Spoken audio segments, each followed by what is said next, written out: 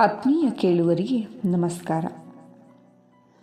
6 ವರ್ಷದ ಪುಟ್ಟ ಹುಡುಗಿಗೆ ಪೋಲಿಯೋ ರೋಗ ಬಂತು. ಅವಳ 2 ಕಾಲುಗಳು ಶಕ್ತಿಯನ್ನು ಕಳೆದುಕೊಂಡವು. ವೈದ್ಯರು ಪರೀಕ್ಷೆ ಮಾಡಿ ಈ ಹುಡುಗಿಗೆ ಇನ್ನೆಂದು ಎದ್ದು ನಿಲ್ಲಲಿಕ್ಕೆ ಸಾಧ್ಯ ಇಲ್ಲ ಅಂತ ತೀರ್ಮಾನ ನೀಡಿದರು. ಆಕೆಯ ಕಾಲುಗಳಿಗೆ ಅಲ್ಯೂಮಿನಿಯಂನ ಪಟ್ಟಿಗಳನ್ನು ಬಿಗಿದ್ರು. ನಡೆದು ಓಡಿ ಸಂತೋಷ ಪಡುವುದಂತೂ ಕನಸಿನ ಮಾತು. ತಂದೆ ತಾಯಿಯರ ಹೊಟ್ಟೆ ಸಂಕಟದಿಂದ ಕುದಿದು ಹೋಯಿತು. ತಮ್ಮ ಮುದ್ದಿನ ಮಗಳು ಹಾಸಿಗೆಯಲ್ಲಿ ಮಲಗಿ ಇಡೀ ಜೀವನವನ್ನು ಕಳೆಯುವುದರ ಕಲ್ಪನೆ ಕೂಡ ಅವರಿಗೆ ಅಸಹನೀಯವಾಗಿತ್ತು. ಆ ಹುಡುಗಿಗಂತೂ ಇದು ಭಾರಿ ಆಘಾತ. ಆಡುವ ವಯಸ್ಸಿನಲ್ಲಿ ಹಾಸಿಗೆಯ ಮೇಲೆಯೇ ಮಲಗುವುದು ತುಂಬ ಕಷ್ಟವಾಗಿತ್ತು. ಅದರಲ್ಲೂ ಯಾರಾದರೂ ಮನೆಗೆ ಬಂದು ಆಕೆಯ ಕಾಲುಗಳ ಬಗ್ಗೆ ಮಾತನಾಡಿದರೆ ಆಕೆ ಕುದಿದು ಹೋಗ್ತಾ ಇದ್ಲು. ಆದರೆ ಹುಡುಗಿ ತಾನು ಹಾಗೇ ಉಳಿಬಾರ್ದು ಅಂತ ತೀರ್ಮಾನ ಮಾಡಿದ್ಲು. ತಂದೆ ತಾಯಿ ಹೊರಗಡೆ ಕೆಲಸಕ್ಕೆ ಹೋದಾಗ ಆಕೆ ನಿಧಾನವಾಗಿ ಹಾಸಿಗೆಯಿಂದ ಸರಿದು ಪಕ್ಕದಲ್ಲಿದ್ದ ಕಿಟಕಿಯ ಕಬ್ಬಿಣದ ಸರಳುಗಳನ್ನು ಹಿಡಿದುಕೊಂಡು ಕಾಲುಗಳನ್ನು ನೆಲಕ್ಕೂರಿ ನಿಲ್ಲಲಿಕ್ಕೆ ಪ್ರಯತ್ನಿಸಿದ್ಲು. ದೇಹದ ಭಾರವನ್ನೆಲ್ಲ ಸರಳುಗಳ ಮೇಲೆ ಹಾಕಿದ್ಲು. ಆದರೆ ಕಾಲಿನಲ್ಲಿ ಯಾವ ಶಕ್ತಿಯೂ ಇಲ್ಲ. ಆಕೆ ಕುಸಿದು ಬಿದ್ಲು. ಸಾವರಿಸಿಕೊಂಡು ಹಾಸಿಗೆಯ ಮೇಲೆ ಹೊರಳಿದ್ಲು. ಆದರೆ ಹಠವನ್ನು ಬಿಡಲಿಲ್ಲ. ದಿನಕ್ಕೆ 10 ಬಾರಿ ಕಿಟಕಿಯ ಆಧಾರದ ಮೇಲೆ ನಿಲ್ಲಲಿಕ್ಕೆ ಶ್ರಮಿಸಿದ್ಲು. ಈ ತರಹದ ಸತತ ಪ್ರಯತ್ನದಿಂದ 6 ತಿಂಗಳುಗಳ ನಂತರ ಆಕೆ ಸರಳುಗಳನ್ನು ಹಿಡಿದುಕೊಂಡು ನೆಲದ ಮೇಲೆ ನಿಲ್ಲಲಿಕ್ಕೆ ಸಾಧ್ಯ ಆಯಿತು. ಆಕೆ ಅಷ್ಟಕ್ಕೆ ಬಿಟ್ಲಾ? ಸಾವಕಾಶವಾಗಿ ಕಾಲಿಗೆ ಕಟ್ಟಿದಂತಹ ಪಟ್ಟಿಗಳನ್ನು ಬಿಚ್ಚಿದ್ಲು. ಮತ್ತೆ ಸರಳುಗಳನ್ನು ಹಿಡಿದುಕೊಂಡು ಕಾಲನ್ನು ಊರಿ ನಿಲ್ಲಲಿಕ್ಕೆ ಪ್ರಯತ್ನ ಮಾಡಿದ್ಲು. ಸಾಧ್ಯವಾಗಲಿಲ್ಲ. ಮರಳಿ ಪ್ರಯತ್ನವನ್ನು ನಡೆಸಿದ್ಲು. ಮತ್ತೆ 6 ತಿಂಗಳುಗಳ ನಂತರ ಅವಳ ಶ್ರಮಕ್ಕೆ ಪ್ರತಿಫಲ ದೊರಕಿತು. ಆಕೆ ಯಾವ ಆಧಾರವೂ ಇಲ್ಲದೆ ತನ್ನ ಕಾಲು ಮೇಲೆಯೇ ನಿಲ್ಲಬಲ್ಲವಳಾಗಿದ್ಲು. ಇದನ್ನು ತಂದೆ ತಾಯಿಗೆ ತಿಳಿಸಿದಾಗ ಅವರಿಗೆ ಆಶ್ಚರ್ಯ ಹಾಗೂ ಸಂತೋಷಗಳ ಸುರಿಮಳೆ ಬಂದಂತಾಯಿತು.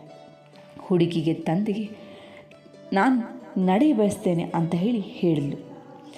ಆಗಲಿ ಮಗಳೇ ಅಂತ ಅಪ್ಪ ಆಕೆಯ ಕೈ ಹಿಡಿದು ನಡೆಸಲಿಕ್ಕೆ ಆರಂಭಿಸಿದ್ರು.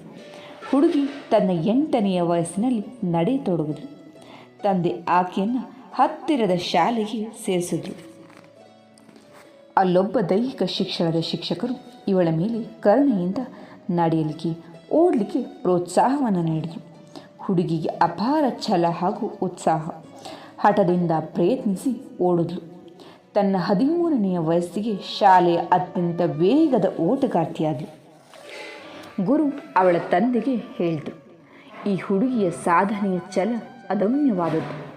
ಈಕೆಗೆ ವಿಶೇಷ ತರಬೇತಿ ನೀಡಿದರೆ ಅತ್ಯುತ್ತಮ ದಾಖಲೆ ಮಾಡ್ತಾಳೆ. ತಂದೆ ಅನುಮತಿಯನ್ನು ನೀಡಿದರು. ಆಕೆಯನ್ನು ಫ್ಲಾರಿಡಾಗೆ ಕರೆದೊಯ್ದು ಓಟದಲ್ಲಿ ವಿಶೇಷ ಮಾರ್ಗದರ್ಶನವನ್ನು ಕೊಡಿಸಿದ್ರು. ತನ್ನ 13ನೇ ವಯಸ್ಸಿಗೆ ಆಕೆ ಅಮೆರಿಕಾದ ಅತ್ಯಂತ ವೇಗದ ಓಟಗಾರ್ತಿಯಾದಳು. ಆಗ ರೋಮ್ನಲ್ಲಿ ನಡೆಯಬೇಕಿದ್ದ ಒಲಿಂಪಿಕ್ ಆಟಗಳಿಗೆ ಆಕೆ ಆಯ್ಕೆಯಾದಳು.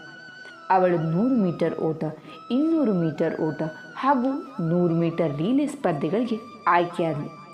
ಮೊದಲನೇ ಓಟದಲ್ಲಿ ಹಲ್ಲು ಕಚ್ಚಿ ಓಡಿದ್ಲು ಹುಡುಗಿ.